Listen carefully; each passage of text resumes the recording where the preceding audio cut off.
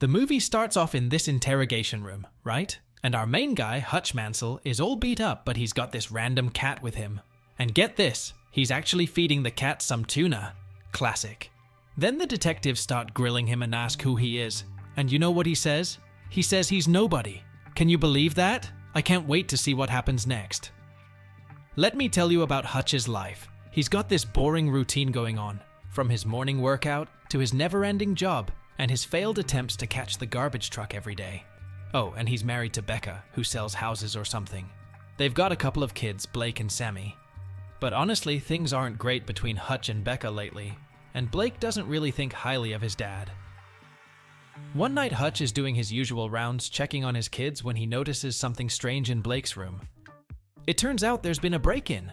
Hutch doesn't want to alert the intruders, so he silently makes his way downstairs. To his surprise, he finds a couple named Luis and Lupita attempting to loot the place. Lupita spots Hutch and points her gun at him, but he remains cool-headed and calmly instructs her to take the money from the cash bowl in the kitchen. They also demand Hutch's watch and wedding ring, but he only allows them to take the watch. Just as they're about to make their escape, Blake takes matters into his own hands and tackles Luis, trapping him in a hold. With Lupita approaching with a gun, Hutch gets ready to defend himself with a golf club but decides against it at the last moment. He tells Blake to release Luis, who punches him before they both flee. The police arrive later, leaving Hutch feeling guilty for what occurred. Both Blake and the responding officer criticize him for not taking action during the incident. At work, Hutch's boss and father-in-law Eddie has a chat with him about the incident. Becca's brother Charlie then hands Hutch a gun for protection. Later on, Hutch gets on the radio to talk to his brother Harry, who is hiding somewhere. He explains to Harry that he didn't take down the robbers because he noticed that Lupita's gun didn't have any bullets. After that, Hutch pays a visit to his retired FBI agent father David, who points out that he doesn't seem to be doing too great. 5. Despite trying to continue with his life, Hutch can't help but feel like he's let his family down in their time of need. When Sammy mentions that her kitty cat bracelet is missing, Hutch suspects that the robbers took it.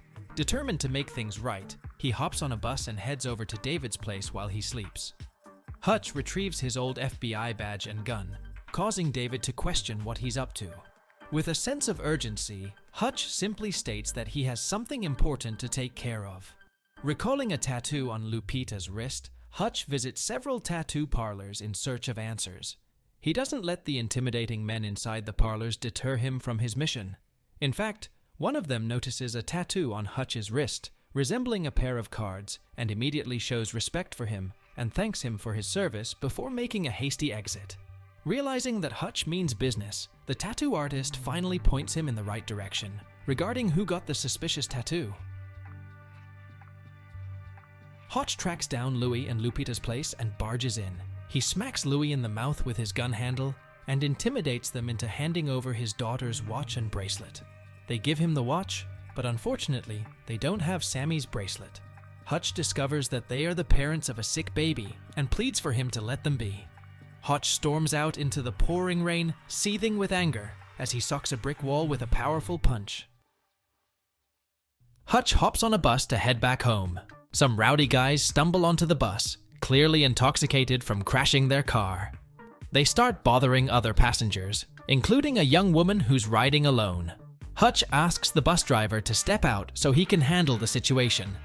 He gets into a brawl with the men and they manage to land a few hits on him, but Hutch quickly turns the tables and starts dominating the fight. Eventually, they pull out a knife and stab Hutch in the side, but that doesn't stop him. Hutch retaliates by stabbing some of them, non-fatally, before being thrown out of the window. Despite his injuries, Hutch manages to get back on his feet and re-enters the bus, ready to continue fighting. One of the men named Teddy grabs Hutch's gun and attempts to shoot him once his friends are down for good. However, Hutch swiftly disarms Teddy using a pole lying around on the bus. He then proceeds to relentlessly bludgeon Teddy with that pole until he cracks his windpipe.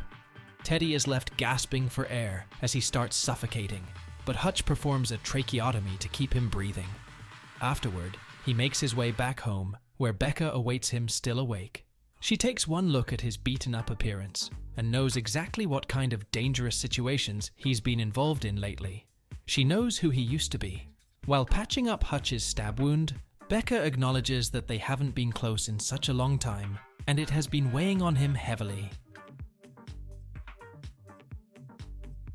There's this nightclub in town where Yulian Kuznetsov, played by Alexei Serebryakov, shows up and starts dancing. He meets with some associates to discuss their shared fortune called the Obshak. Now the thing about Yulian is that he's a bit eccentric and loves to dance, which makes others doubt his capabilities. But don't be fooled. Yulian proves he's not someone to mess with when he grabs the handle of a broken martini glass and slashes an Obshak shareholder in the face for disrespecting him. And if that wasn't enough, he then slashes the guy's throat too. The other shareholders actually raise a toast to his death because it means more money for them. However, Yulian gets a call informing him that his younger brother Teddy is in the hospital with permanent brain damage. Fueled by rage, he aggressively interrogates Teddy's friends to find out who is responsible for hurting his brother. Hutch gets a call from Harry, right? And Harry's all like, "Yo, Hutch, you gotta be careful, cause Yulian is super dangerous." So then Harry tells Hutch to go see this dude called the Barber for info on Yulian. Hutch goes downtown and guess what? The Barber was totally waiting for him. The Barber hands Hutch this file on Yulian that's like, dude, this guy is crazy violent. And it also mentions how the Obshak guards millions of mob money. Wild stuff. Yulian gets his henchwoman to do some digging on Hutch, right? She uses some dirty pictures to blackmail her FBI informant, and they find some seriously classified info on him. But when the henchwoman sees that Hutch used to be a stone-cold killer, she bails on Yulian. So now Yulian's left to handle things himself, and he orders all his guys to go after Hutch and bring him in alive. As the Mansells are getting ready to have dinner, he notices 3 cars pulling up and parking across the street from his house. He immediately senses trouble and instructs Becca and the kids to hide in a panic room in the basement. Turning off all the lights, he waits as the gunmen enter the house. Hutch takes them on with incredible force, shooting and stabbing most of them to death until one manages to tase him in the neck. The assailants then throw him into the trunk of a car, intending to bring him back to Yulian. However, Hutch regains consciousness in the trunk and finds a way to open it using a fire extinguisher. Unable to roll out of the moving vehicle, he locates an opening in the back seat and sprays down the car, causing it to crash. Crawling out from the wreckage, Hutch discovers one of Yulian's men still alive but trapped under a car and bleeding profusely. In his final moments, this man learns from Hutch that he used to be an auditor, a notorious hitman feared by everyone. As Hutch rushes back home, he calls David and warns him to be cautious. He then releases his family from their hiding place in the panic room while making sure Sammy doesn't witness the gruesome scene of dead bodies scattered throughout their home. With that done, Hutch sends Becca and their children away to a safe location, after she asks him to promise that he will return to them once everything is resolved. Hutch gathers up all the dead guys and one lucky survivor and takes them to the basement. While he's down there, he starts reminiscing about his past. He brings up this one job where he had to ice a dude who was stealing money. But get this, the guy begged for his life, and Hutch actually felt sorry for him. So, he gave the guy a second chance and let him walk away. Turns out, the guy turned his life around and ended up with a happy family.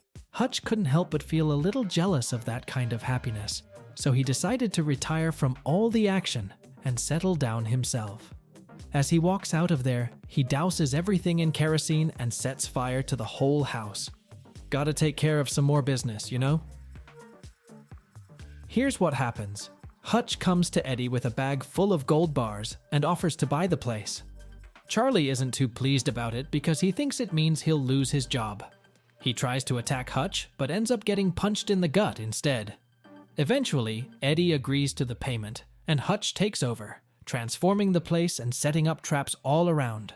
He then finds the Obshak and eliminates all the guards before setting fire to Yulian's entire stash of money. Meanwhile, 2 of Yulian's henchmen go to the retirement home where David is staying. They try to take him by surprise while he's sleeping, but David is ready for them. He shoots one of them with a shotgun and suffocates the other one. Hutch goes to Julian's nightclub and grabs a bite to eat. The gunmen try to corner Hutch, but he surprises them by showing off his secret weapon, a claymore mine strapped to his finger. Julian decides to have a chat with Hutch, and that's when things get real interesting. Hutch reveals that he has destroyed everything Julian owns. Julian understood that Abshek had failed, which drives him absolutely crazy. Hutch makes his exit, with Julian and his crew hot on his tail. It turns into a thrilling high-speed chase through the city streets, with Hutch taking out several of Julian's men before finally making it back to the warehouse. Here's what went down. The bad guys made their way to the warehouse and started shooting at Hutch. But guess what? He got some unexpected backup from Harry and David, who were there to lend a hand. They didn't hold back, shooting, stabbing, and blowing up those henchmen left and right. They even had them falling into a few cleverly placed traps, like one that impaled them with sharp bars, or another that blew them sky high. Eventually, it was just Hutch and Julian left standing. Julian threatened Hutch's family, but our man wasn't having any of it. He grabbed a mine and attached it to a bulletproof glass window. With determination in his eyes, he sprinted towards Julian and pulled the pin. Boom! Julian met an explosive end as he slammed against the wall. After all was said and done, Hutch expressed his gratitude to Harry and David for their support, but urged them to beat it before the cops arrived. And wouldn't you know it? In the midst of all this chaos, Hutch managed to reunite with his furry feline companion, who joined him as they made their exit. Then they go back to Hutch in the interrogation room, right? And he's still sticking to his story that he's just some random nobody. And just when things start to get interesting, both of the detectives get phone calls. We don't hear what's said on the other end, but whatever it is, they have no choice but to let Hutch walk free. Pretty mysterious stuff, huh? Like 3 months go by, and Hutch and Becca are checking out this new house, right? And then the real estate agent gets a call for Hutch. He picks up the phone and we don't actually hear anything, but it's pretty clear that someone is still after him. So then Hutch and Becca are like, hey, does this place have a basement?